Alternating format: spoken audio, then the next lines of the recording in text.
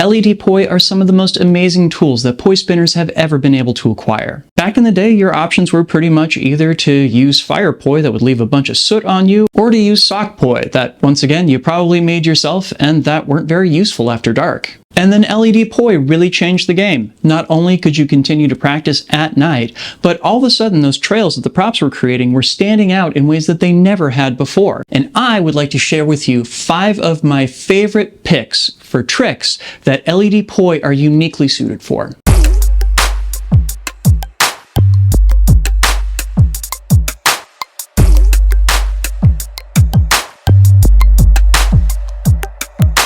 Drex here from DrexFactor Poi, sharing with you the love of poi spinning and flow arts to benefit your body and brain. And today I'm counting down my top 5 favorite LED Poi tricks. But before we dive in, let's just give a quick shout out to the friends of the channel. Big thanks to Darkbunk, Fire Mecca, Flow Fests, Flow Toys, Juggling Calling, Pyroterror Light Toys, Spin Balls, and Ultra Poi for helping to make the videos on this channel possible.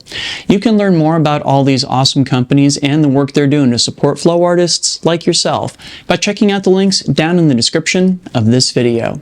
And special thanks to the non-business friend of the channel, Pekka Pekkonen. Thank you so much for supporting my channel, my work, and my mission. So it seems kind of weird to think of LED Poi as being a specific genre of poi tricks, but I think there's good reason to do so. With both fire as well as daytime practice poi, you can more or less see the body of the performer. That means that you can see exactly how the poi is interacting with them, and your focus is on both. But with LED Poi, it's kind of hit or miss whether they're bright enough to illuminate the performer. But what they do is they make it really obvious what the trails of the patterns that we're creating happen to be. In fact, I think it's no coincidence that the zenith of the tech poi movement happened about the same time that widespread LED Poi became available. And so with that in mind, I wanted to see if I could come up with 5 specific poi tricks that really benefited from the LED treatment. But that also meant that I had to make some choices as to what counted and what didn't. Because you can so rarely see the body of the performer, that meant that body tracers and things like plane breaking moves were out.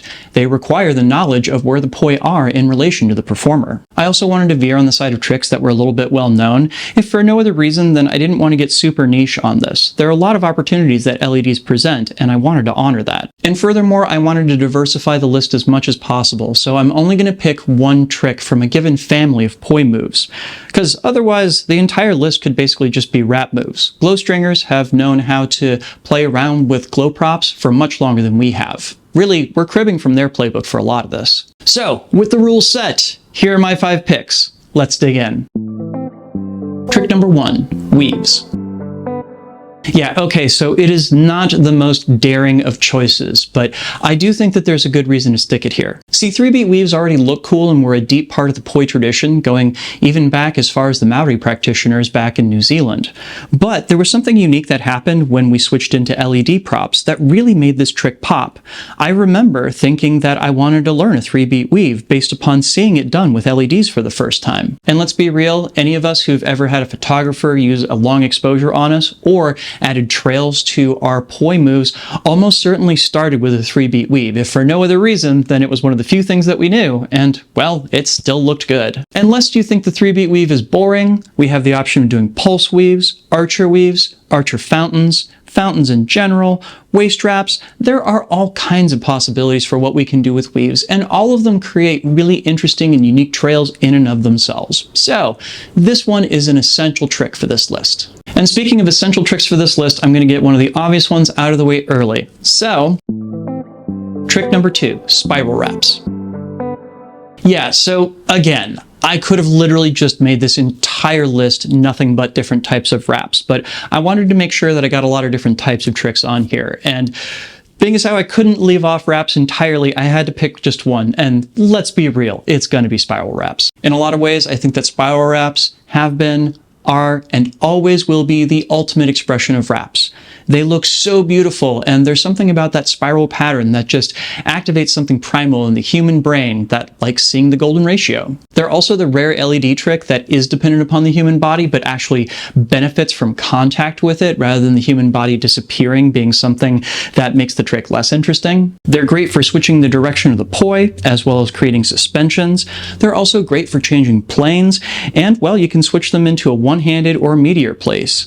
These things are so incredibly useful. I have never grown out of them, and I don't think I ever will. Alright, so we've made a stop in Weaveland, and we've made a stop in Wrapsland. Next up, we're going to be playing around with levels. Trick number 3, windmills. It's me, so of course there's going to be something in here that lends itself to a dancier kind of position, and being as how you can't see the body a lot of the time when you're spinning LEDs, that means that when it comes to level changes, the Poi have to do all the heavy lifting. Windmills are one of few ways that you can make a level change read, whether or not you can actually see the performer's body. Bringing the Poi up and around our shoulders is something that is crystal clear if you're starting from places that include weaves and thread the needles. And just like with our weaves, there are a whole bunch of variations that make windmills read in a whole variety of different ways. You can take the high and tight version that just keeps the windmill up around your ears, or you can expand out to the Poitruvian man version. This one I especially like to emphasize by doing undercurves and overcurves with my hips. Again, the audience might not be able to see my hips moving, but they can absolutely see how much it exaggerates the movement of this particular windmill. Highly recommended. Alright, so by now I'm willing to bet that there's a bunch of you out there that are really dying for me to drop a more intermediate or advanced Poi move, so here we go. Trick number 4, the Mercedes. So, I'm going to be real. I will go out on a limb and say that the entire reason that the Mercedes became a thing, and more than that, a really popular thing, is because of the widespread availability of LED Poi. Probably more than any other trick on this list, the Poi Mercedes I associate with long exposure photography and the zenith of the tech Poi movement.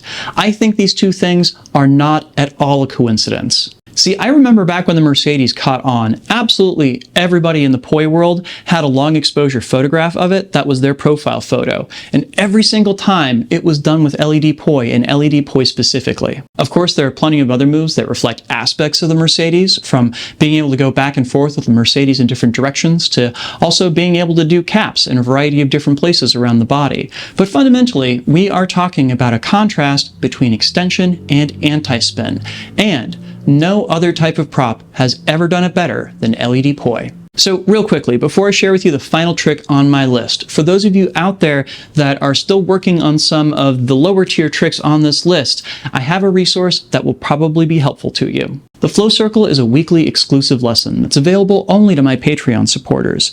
In the month of May, we're focusing on weaves, and specifically the performance potential of weaves. Everything from how to explore volume with them, to traveling across the stage, as well as things like being able to add and subtract degrees of twist to either side of weaves. Even better than that, our final lesson of the month is going to focus all on isolated weaves, one of my favorite advanced Poi tricks of all time. You can sign up now over at patreon.com/DrexFactor Poi. The first lesson is already available. Alright friends, so now it's time for the final reveal. My single favorite LED Poi trick of all time. Yeah, it's Orbitals. Trick number 5, Orbitals. So this is another place where we as Poi spinners are kind of cribbing notes from our glow stringing forebears, and it's kind of a shame because I never see this performed anymore. But I've got to say, when it comes to tricks that benefit specifically from what LED Poi can offer, well, there's never been another trick that benefits from this more than an orbital. There was, is, and continues to be something that is just magical about bringing together two Poi in a tangle and having them spinning together so rapidly they just seem to blur together into a single disc. And of course, added bonus points when you take it around your head, because all those little bits of your head and face that you illuminate as the Poi go around them, oh, perfect. Something that is always guaranteed to get an audience riled up is making the Poi spin really, really, really fast. And there are not many ways that you can get them to spin faster than they do inside of an orbital. It really is just kind of an amazing demonstration of conservation of angular momentum. And of course, some of my favorite variations on orbitals include the ability to do little anti-spin flowers with them, as well as being able to do little stalls that make each Poi jump out for just a moment. And of course, my personal favorite, when you let go with one hand and you wind up in a place where you can convert that orbital into an entire meteor. Pretty cool, right? And that's why the orbital is my favorite LED Poi trick of all time. What did you think of my picks? Were there any of your favorites that I missed? Leave me a comment and let me know what they were. Also, be sure to like, share, and subscribe to help other people find this video and to help my channel grow.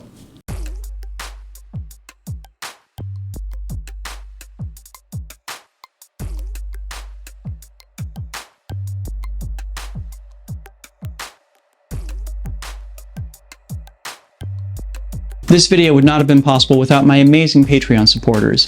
In particular, I'd love to give a shout out to my Flow patrons who are listed on screen right now. Thank you so much for supporting my channel, my work, and my mission. And if you out there watching are not currently a supporter but you'd like to become one, you can do so by heading on over to Patreon and sign up at patreon.com/DrexFactorPoi. There you'll get access to a whole host of really awesome rewards, but even better than that, you'll be helping me out in my mission to bring poi spinning and flow arts to the whole wide world.